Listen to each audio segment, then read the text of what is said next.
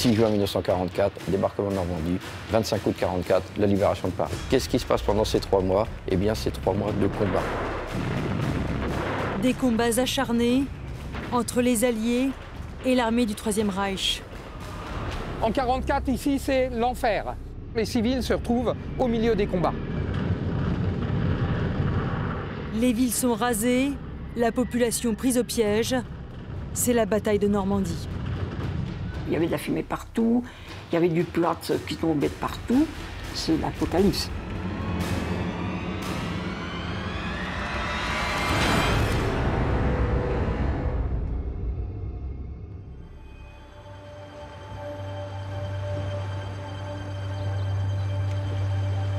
Les Allemands attendaient le débarquement dans le nord de la France, près des côtes anglaises. Mais c'est ici, sur les vastes plages de Normandie, qu'ont débarqué les Alliés le 6 juin 1944, dans un déluge de fer et de feu. Les Normands sont familiers, et même les Français en général, sont familiers des bombardements très tôt. Et en 1944, les principales zones qui sont bombardées par les Alliés, avec cette fameuse stratégie du tapis de bombe, du carpet bombing, c'est les villes de la terre normande. C'est Caen, c'est Lisieux, Saint-Lô, avec l'objectif d'empêcher les Allemands de les traverser rapidement. Pour que le débarquement réussisse, il faut qu'il y ait le moins de renforts militaires allemands possible qui arrivent sur les plages du débarquement. Qu'est-ce que les Alliés vont imaginer? Eh bien, ils vont imaginer de faire ce qu'ils vont appeler des roadblocks. On bloque les routes. Or, comment on les bloque? Eh bien, dans les villes de petite taille, Falaise, Coutances, Flers, toutes ces villes-là, Argentan, eh bien, on va sciemment les bombarder et en faire un champ de ruines, comme on le voit juste derrière ici.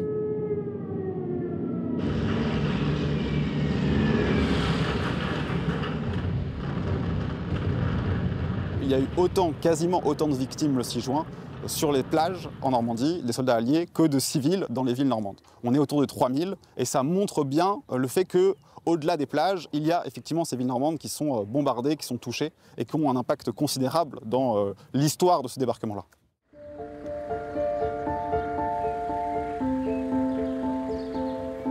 Mireille Goudier avait à peine 5 ans à l'été 1944.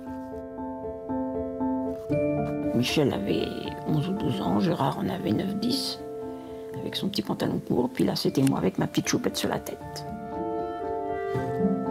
Avec sa famille, elle habite Condé-sur-Noireau, à 80 km des plages du débarquement, et se souvient très bien de la nuit du 6 juin.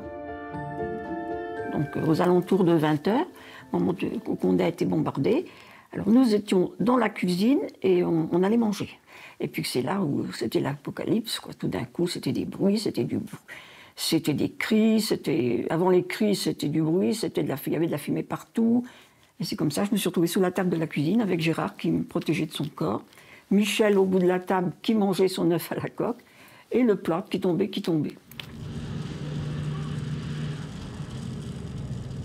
Pour nous, on avait de la chance parce que le soir du 6 juin, il y a eu des familles entières de décimées tout autour de chez nous. Hein. Des parents, des enfants dans les bras des mamans, enfin, c'était épouvantable. Pendant plusieurs semaines, la famille de Mireille trouve refuge chez des fermiers aux alentours de Condé en ruine. Puis un jour, elle décide de partir. Il y avait moi qui étais dans le landau, avec la capote parce que j'avais peur des avions. Ma grand-mère à l'époque avait pas loin de 70 ans, et puis mes parents, mes 2 frères. On est partis sur la route. Et on est arrivé, pas loin de C. Maman ne voulait absolument pas à ce qu'on se joigne à des groupes, parce qu'elle disait que c'était trop dangereux, qu'ils mitraillaient les groupes.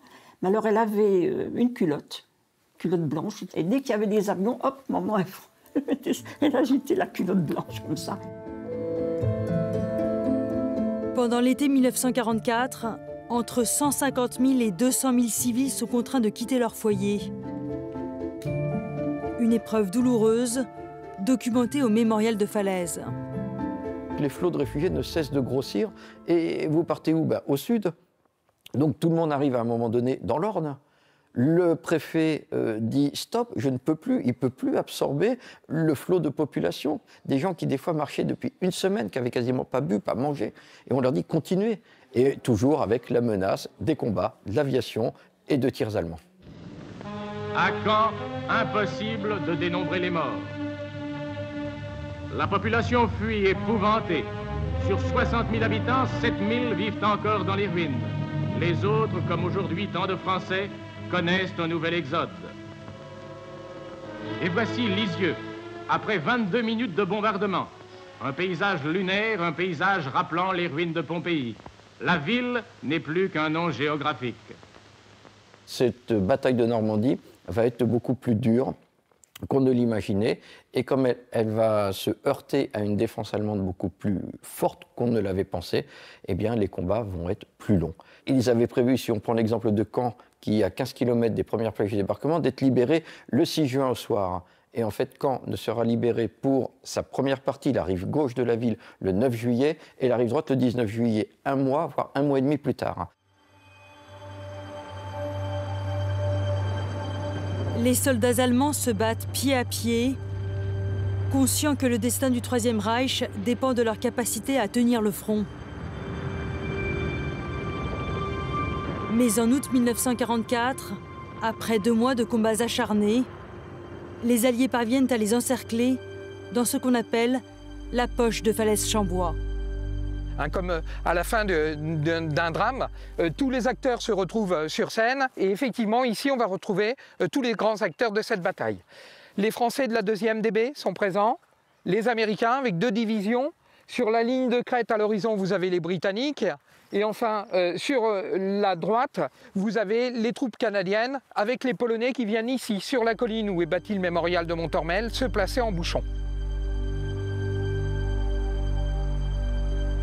150 000 soldats alliés encerclent 100 000 Allemands qui tentent de s'échapper.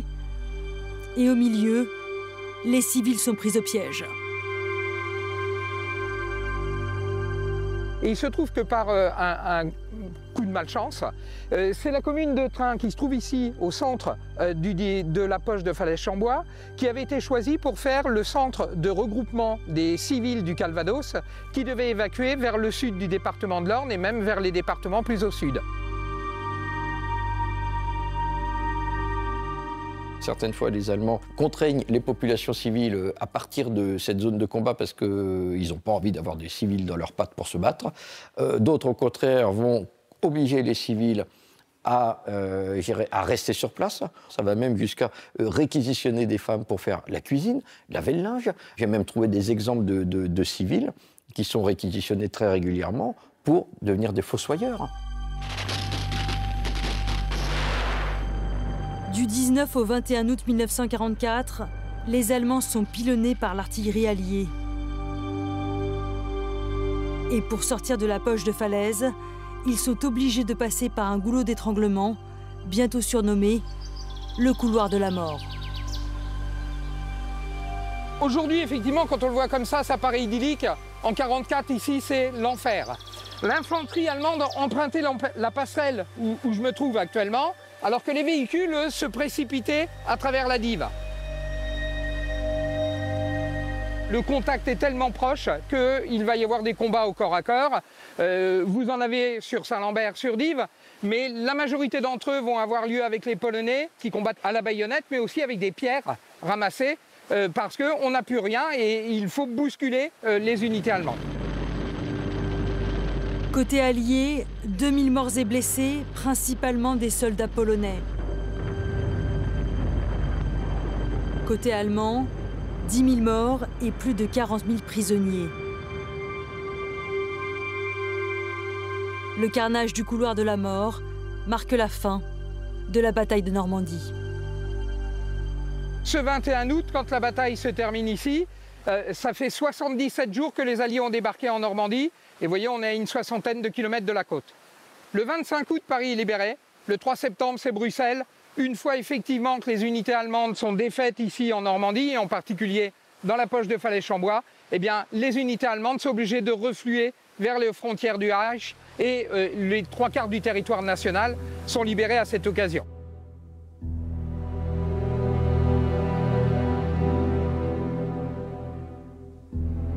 La France est bientôt libérée. Mais dans cette bataille, la Normandie a perdu 20 000 civils et un patrimoine considérable. Dans les rapports régimentaires des troupes, on a retrouvé ça sur des rapports britanniques, canadiens, qui disent « Oh, c'est bizarre, on nous avait dit qu'on allait être accueillis à bras ouverts parce qu'on va libérer les Français. Ils ont l'air, les Normands, d'être un peu renfrognés, nous faire un peu la tête. Oui, regardez, on va peut-être pas non plus sauter de joie et faire des embrassades à longueur de journée. »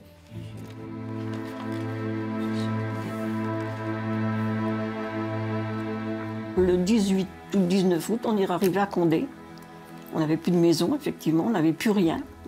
Et puis on est arrivé à Condé et on a été hébergé donc, chez la bonne de monsieur le curé de Saint-Martin.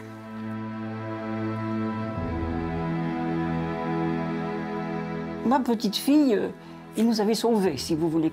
Mais mon père ne pouvait absolument pas supporter les Anglais. Il n'était pas le seul, d'ailleurs, des gens de sa génération, parce que c'était eux qui nous avaient bombardés. Encore maintenant, et pourtant c'est vieux, ça fait 80 ans, si j'entends un avion, il faut que je me fasse violence pour ne pas aller voir l'avion. La peur des avions, ça m'a marqué. Des souvenirs douloureux qui rappellent le coût élevé de la paix et de la liberté.